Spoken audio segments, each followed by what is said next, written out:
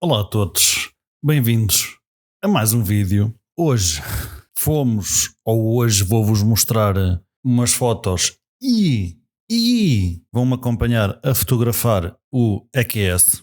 E estão vocês a pensar, mas já fizeste esse vídeo. Calma, porque a Mercedes tem o EQS e tem o EQS SUV. E desta vez foi o EQS SUV. Portanto, vamos a isto.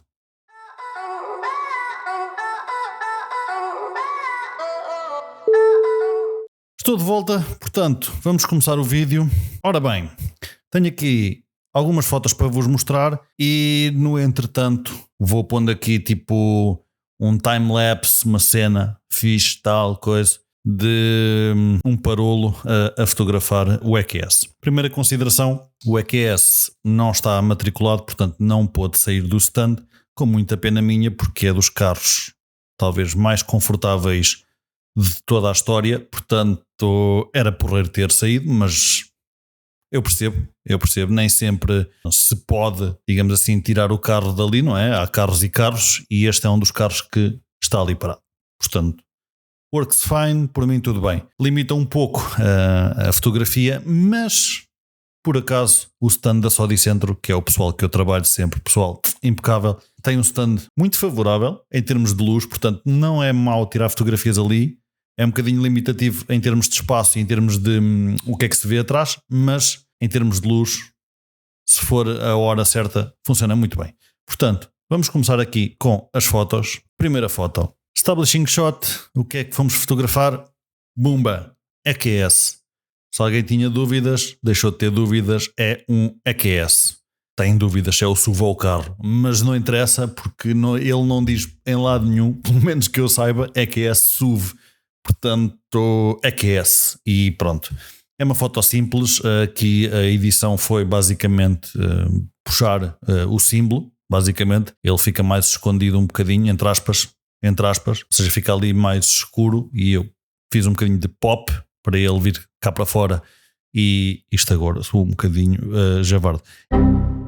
E notar-se mais, portanto, não tem grande edição, honestamente, foi quase straight out of camera, portanto esta foto foi muito simples, portanto vou já passar à próxima foto.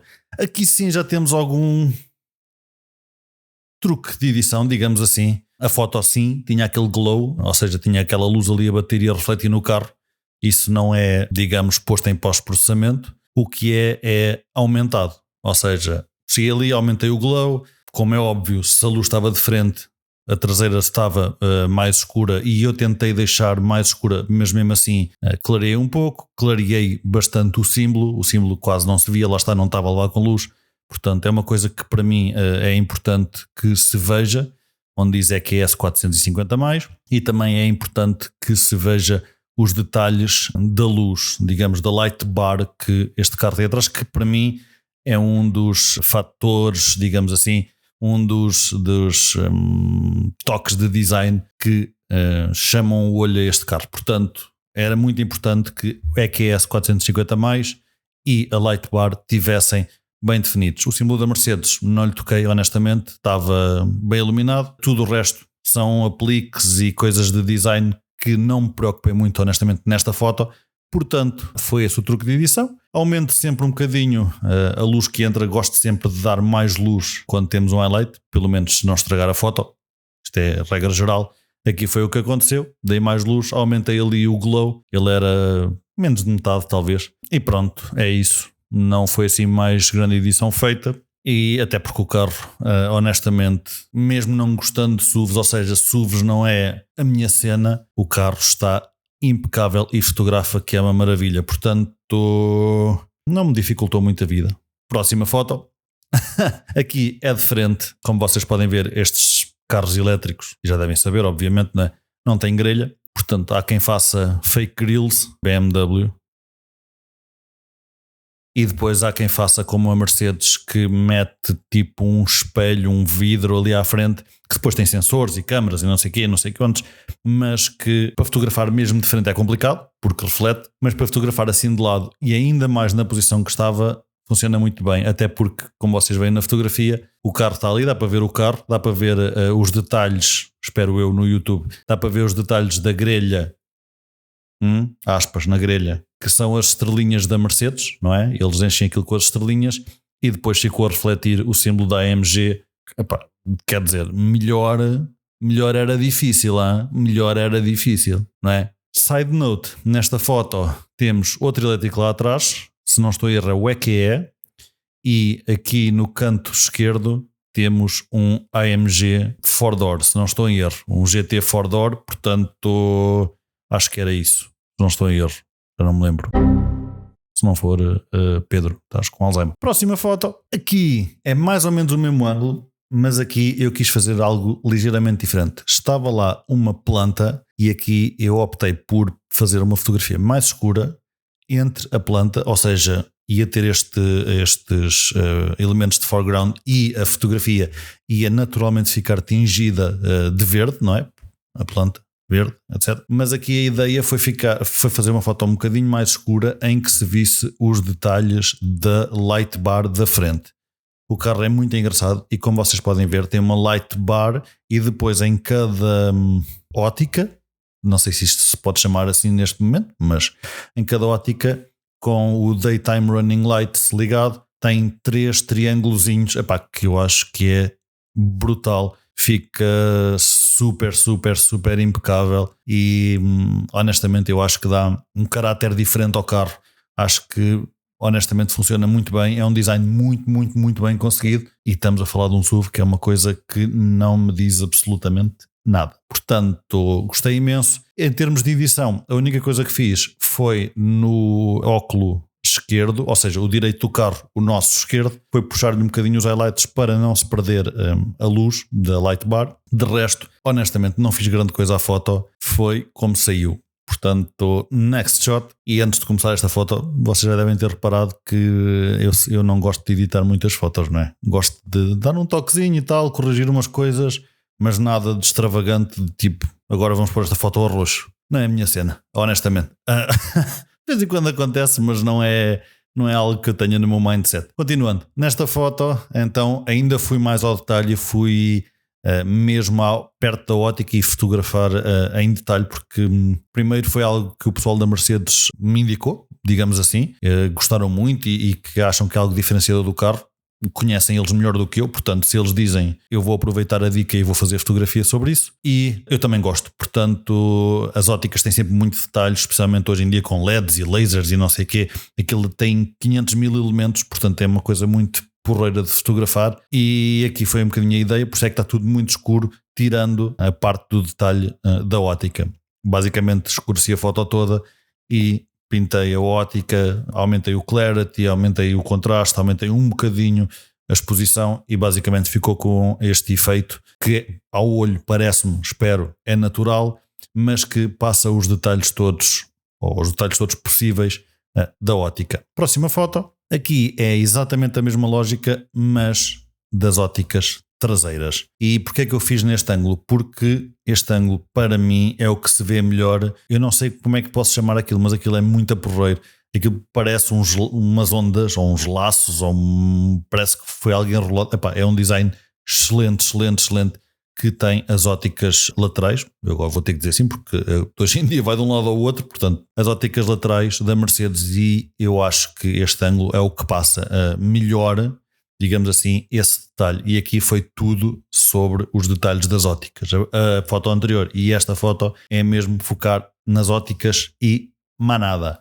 Portanto, tudo o resto, escureci, elementos distratores foram removidos, etc, etc, etc. Óticas o mais detalhadas possível. Em termos de edição, lá está, escurecer e depois, como eu disse na outra foto, pintar a ótica e o mais importante, se calhar, depois o resto depende de como é que a vossa luz está, mas é puxar-lhe o clarity. O clarity, eu vou dizer um termo um bocadinho errado, mas vocês vão perceber porque ele puxa um bocadinho os detalhes da zona, neste caso que pintaram, porque é uma mask.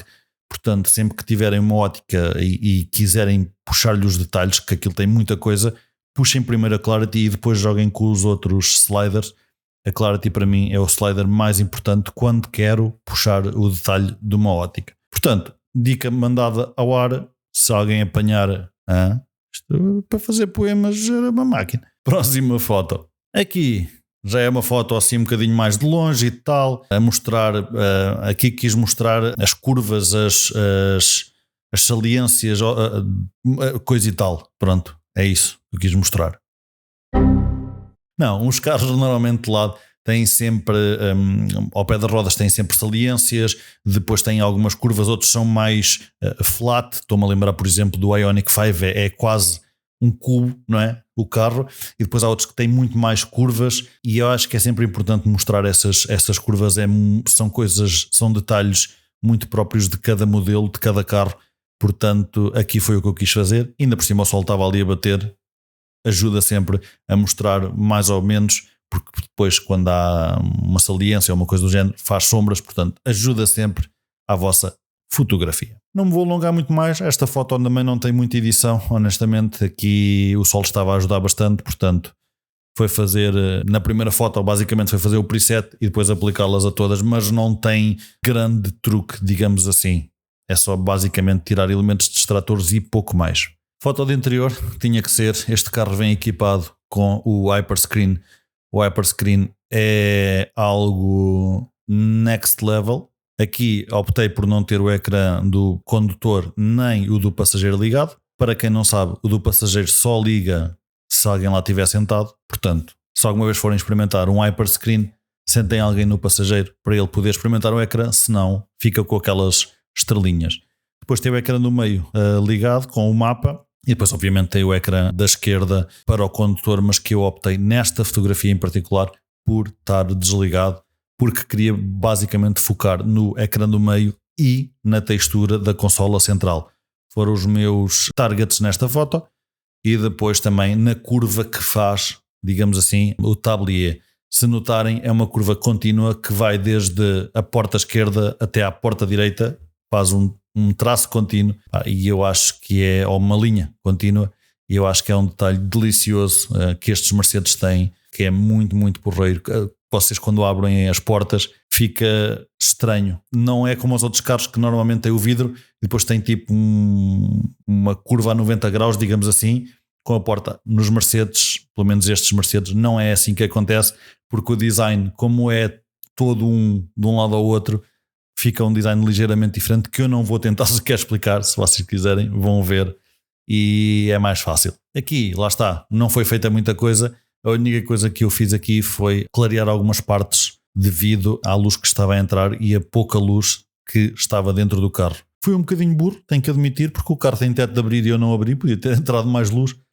Mas pronto, o gajo também não acerta sempre, e estou a admitir aqui que sou o primeiro a falhar, portanto...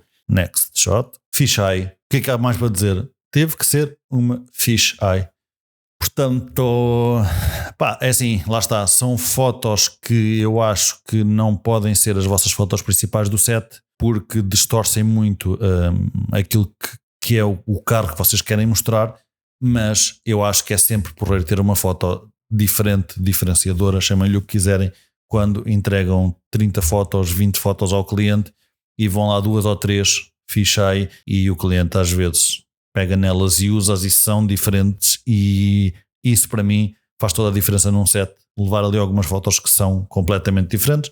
Todas as outras é mais ou menos standard, tirando o jogo de luz ou essas coisas, é mais ou menos standard, não há muito a inventar, não é? A roda já foi inventada. Usar a fisheye já não é tão comum ao fotografar carros, portanto usei a fisheye e eu gosto, e acabou-se a conversa. Fui eu que tirei as fotos. E depois, nesta foto, a única coisa que foi feita, honestamente, foi aumentar ali o glow que vinha lá de fora do sol. De resto, está 100% out of camera com o preset, mas o preset basicamente é um color grade. Não tem grande truque, portanto, next shot, e é o último. Aqui sim, tem bastante trabalho de edição. Pode não se notar, mas tem. Foi uma foto já de final, como se pode ver. Já estava o sol a pôr-se. E então aqui foi limpar elementos distratores, puxar uns, esconder outros, mudar a temperatura da fotografia. Esta foto tem algum trabalho, pode parecer que estava assim o sol e pronto, mas não, a jante da frente foi completamente trabalhada, apesar de estar ao sol, não se viam detalhes, portanto a jante da frente foi completamente trabalhada. Tem ali algumas masks em cima, só a jante tem algumas masks plural, portanto tem algum trabalho.